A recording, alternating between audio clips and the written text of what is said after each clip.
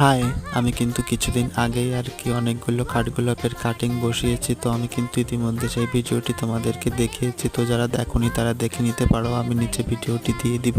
তো সেখান থেকে আমি দুইটি ডাল সরিয়ে রাখছিলাম। তো একটি ডাল আমি পাশের বাড়ির একজনকে দিব, আর একটি আমি নিচে আলাদাভাবে একে অন্য জায়গায় বসাবো, এর জন্য সরিয়ে রাখছিলাম। তো চলো আজকে এই গাছটিকেই লাগানো যাক। তো এটি লাগানোর জন্য আমি একটি টবে হালকা মাটি নিয়েছি। তো এই ছোট্ট টবটাতেই আমি একে বসাবো। তো এ যখন বড় হবে বা যখন আর কি গ্রো করবে, তখন একে আমি অন্য বড় টবে বা বড় জায়গায় প্রতিস্থাপন করে দেব। তো এটি লাগানোর সময় আমি এর পেছনে অ্যালোভেরা জেলটা ব্যবহার করেছি। তো শুধু এটাই নয়, আমি যে কোনো কাটিংয়ে অ্যালোভেরা জেলটাই বেশি ব্যবহার করে থাকি। তো ডালটি পোতার পর উপর দিয়ে আমি হালকা একটু মাটিও দিয়ে দিয়েছি, তো আর কি যাতে কোনো ফাঁক না থাকে। তো লাগানোর পরে জল টল দিয়ে সবকিছুই কমপ্লিট করেছি। তো তোমরা যারা আমার চ্যানেলে নতুন আছো তারা কিন্তু অবশ্যই আমার চ্যানেলটিকে সাবস্ক্রাইব করে দিও। তো আজকে আসি, দেখা হবে পরবর্তী ভিডিওতে। টাটা।